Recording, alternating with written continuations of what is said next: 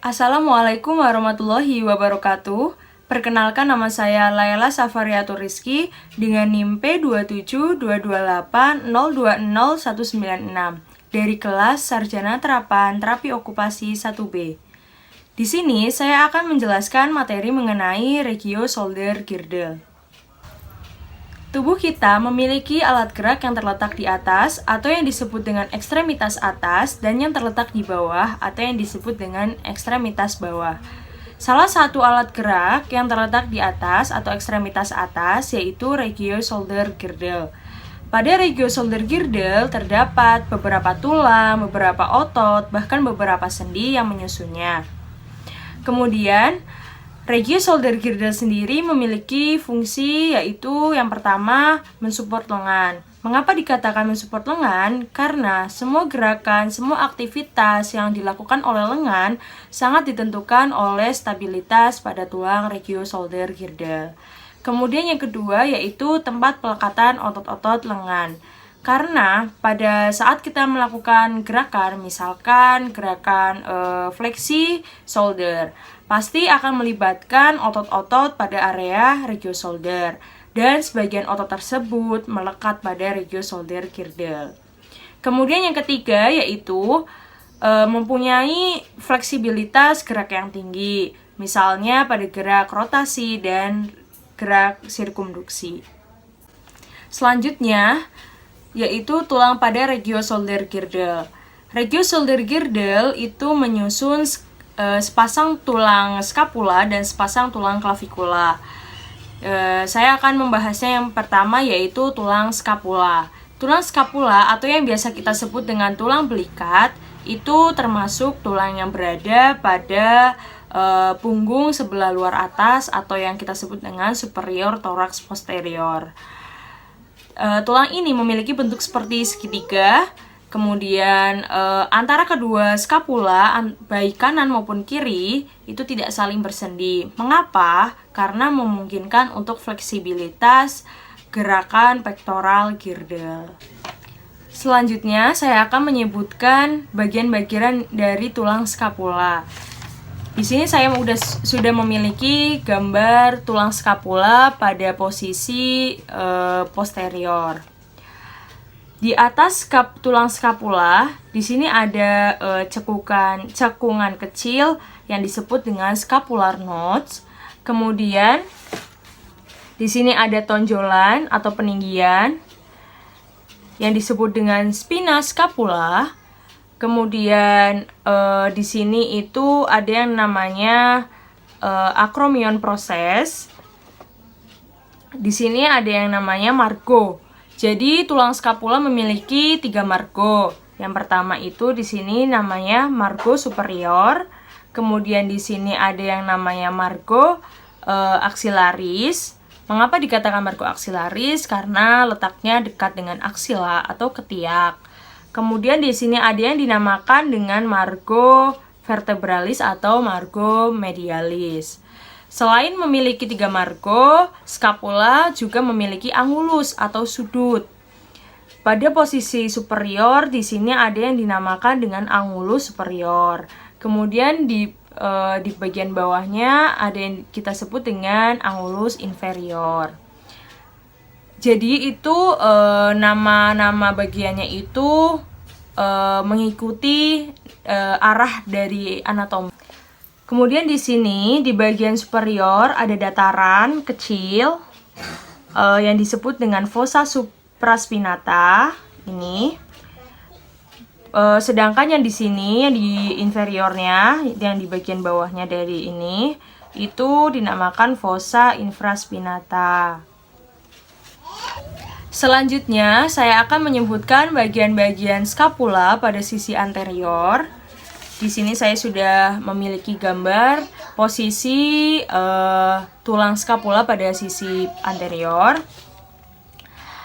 Di sini tetap sama, ada cekungan kecil yang kita sebut dengan scapular nodes. Pada sisi anterior dari skapula itu memiliki dataran yang luas yang kita sebut dengan fossa subscapularis. Ini yang dinamakan fossa subscapularis. Kalau pada sisi posterior, dia dibatasi oleh tanjakan yang sudah saya sebutkan tadi, yaitu spina scapula. Namun pada anterior tidak ada batasannya, jadi datarannya luas, tidak dibatasi oleh siapapun. Kemudian di sini ada peninggian juga atau tonjolan yang disebut dengan acromion process. Kemudian kalau acromion process itu berada di posterior, kemudian di anterior dari acromion process itu kita sebut dengan coracoid process. Nah, bagian bawahnya dari coracoid process itu di sini ada cekungan juga, namun lebih luas, itu yang kita sebut dengan cavitas glenoidalis. Untuk margo dan angulus tetap sama dengan posisi posterior. Di sini ada yang namanya margo axillaris atau margo lateralis. Kemudian di sini ada yang dinamakan dengan margo medialis atau margo vertebralis. Di sini ada yang dinamakan dengan margo superior. Jadi jika dia dekat dengan cavitas glenoidalis di sini, cavitas glenoidalis, dia sudah pasti aksila karena dia letaknya itu dekat dengan ketiak, seperti itu. Di sini tetap ada namanya angulus inferior. Selanjutnya, saya akan memperlihatkan gambar pada tulang scapula pada posisi posterior, sama seperti yang tadi awal. Di sini itu bedanya itu ini ada gambar mengenai cavitas glenoidalis. Jika diperjelas lagi, jadi cavitas glenoidalis itu memiliki bentuk seperti mangkuk. Bagian-bagiannya tetap sama seperti yang tadi sudah saya sampaikan. Selanjutnya saya akan menjelaskan tulang yang kedua pada regio shoulder girdle, yaitu tulang clavicula, atau yang biasa kita sebut dengan tulang selangka. Tulang ini memiliki bentuk seperti huruf S, tulang ini itu disebut dengan tulang pipih memanjang karena memiliki bentuk seperti huruf S. Kemudian tulang ini terletak di antara osternum dengan os scapula. Tulang clavicula ini yaitu tulang yang menghubungkan lengan ke tubuh. Pada tulang clavicula, pada bagian medialnya dia bersendi dengan osternum pada manubrium sterni, sedangkan pada bagian lateralnya dia bersendi dengan os scapula. Secara struktural, tulang clavicula ini lemah jika diberikan tekanan di bahunya karena dapat mengakibatkan fraktur atau patah tulang. Tulang clavicula sendiri itu berperan sebagai brace atau penyokong untuk os scapula dan membantu stabilisasi shoulder. Selanjutnya saya akan menyebutkan bagian-bagian dari tulang clavicula. Ini yang disebut dengan clavicula itu yang sebelah sini, pipi memanjang. Ini yang kita sebut dengan clavicula. Di sini tetap yang tadi sudah jelaskan, yaitu tulang scapula. Di sini yaitu acromion process. Di sini coracoid process. Di sini tadi sudah saya sebutkan mengenai yang sebelumnya. Di sini itu ada cekungan di bawahnya dari coracoid process yang disebut dengan cavitas glenoidalis. Di sini humerus. Ini tulang rusuk. Kemudian ini itu costa cartilago, dan yang ini yaitu osternum. Yang tulang clavicula bersendi dengan osternum ini yang dinamakan osternum di bagian manubrium sterni di sini. Manubrium sterni itu di sini. Jadi pada bagian medial clavicula akan bersendi di sini di manubrium sterni pada osternum. Saya juga memiliki gambar ini bagian clavicula. Pada bagian medial, dia akan bersendi dengan osternum. Untuk itu disebut dengan sternal end. Sedangkan di bagian di bagian lateralnya, dia akan bersendi dengan acromion proses. Untuk itu disebut dengan acromial end. Kemudian di sini itu ada yang kita sebut dengan impresio untuk ligamen costa claviculaire. Di sini itu tempat pelekatannya ligamen. Selanjutnya, saya akan menjelaskan mengenai otot-otot pada regio-shoulder-girdle. Di sini saya sudah mempunyai gambar. Jadi ini pada sisi anterior. Terdapat otot pectoralis major. Pectoralis major ini dia akan menutupi dada. Dia melekat pada os clavicula bagian superior. Di bagian medialnya dia melekat pada osternum sampai dengan costa. Di bagian lateralnya dia akan melekat pada os humerus.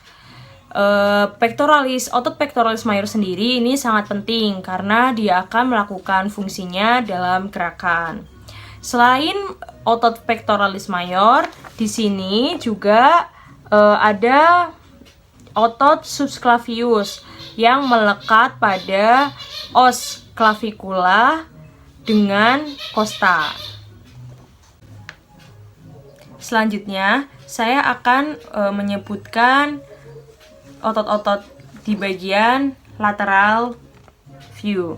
Di sini terdapat otot serratus anterior. Otot serratus anterior ini melekat pada tulang-tulang dada, khususnya pada costa, kemudian ada juga yang melekat pada os humerus, dan ada juga yang melekat pada os clavicula. Selanjutnya, saya juga akan menyebutkan bagian otot-otot yang lain, yaitu saya memiliki gambar ini.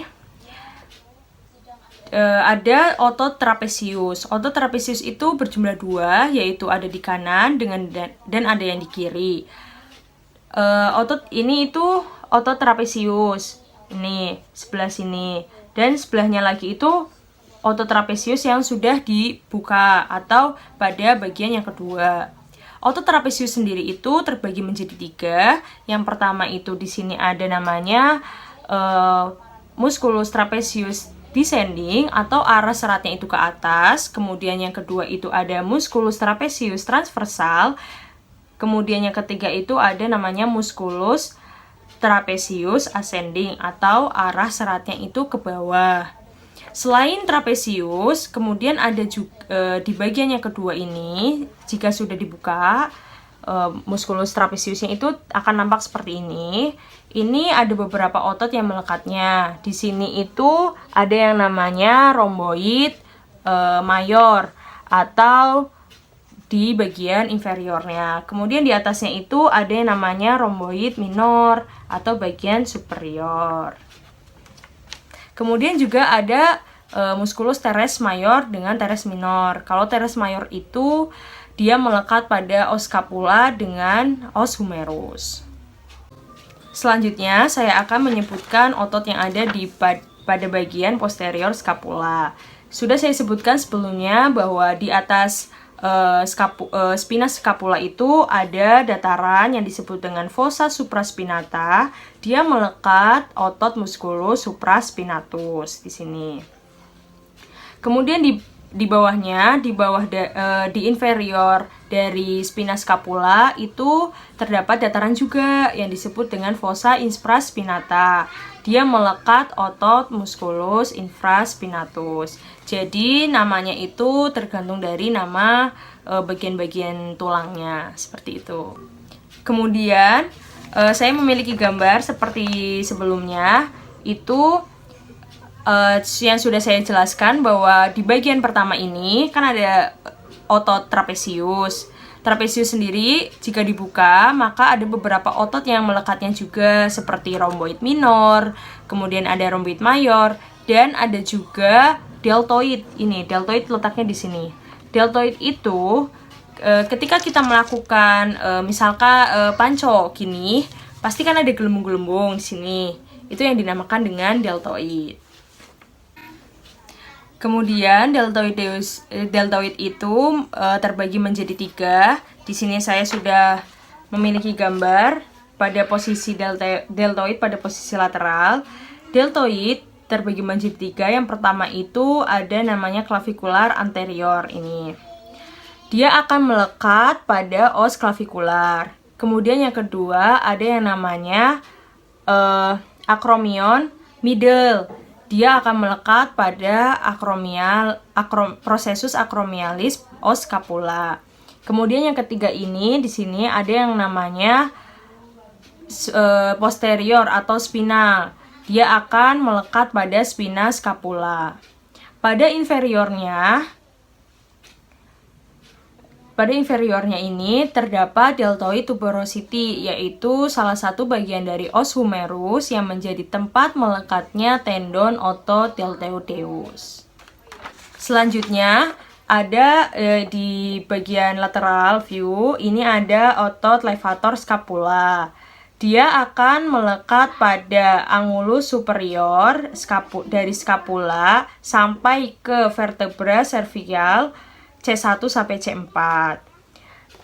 Kemudian pada anterior view ini melekat otot teres major di bagian posterior di lapisan kedua dari otot regiosolder yang melekat sampai ke os humerus. Selanjutnya, saya akan menjelaskan ke poin yang ketiga, yaitu persendian pada regiosolder girdle. Pada regiosolder girdle terdapat 4 persendian yang masing-masing dibentuk oleh tulang utama pada regiosolder girdle, yaitu tulang clavicula dengan tulang scapula, ditambahkan dengan os humeri dan os sternum. Jadi, semua gerakan yang diproduksi oleh pada regiosolder girdle itu akan mengikuti gerakan persendian yang ada pada regio tersebut. Di sini ada 4 sendi. Yang pertama ini ada yang namanya glenohumeral joint. Glenohumeral joint itu persendian yang terbentuk dari caput humeri dengan cavitas glenoidalis os scapula. Kemudian di sini ada yang namanya acromioclavicular, yaitu persendian yang terbentuk dari processus acromialis dengan acromial end pada clavicula. Kemudian di sini ada yang namanya sternoclavicular, yaitu persendian yang terbentuk pada manubrium sterni pada os sternum dengan sternal end pada os clavicula. Kemudian yang keempat di sini ada yang namanya scapulothoracik, yaitu persendian yang terbentuk dari toraks dari beberapa costa dengan fossa subscapularis pada os scapula. Sekian materi yang dapat saya sampaikan, kurang lebihnya mohon maaf. Sekian dari saya. Wassalamualaikum warahmatullahi wabarakatuh.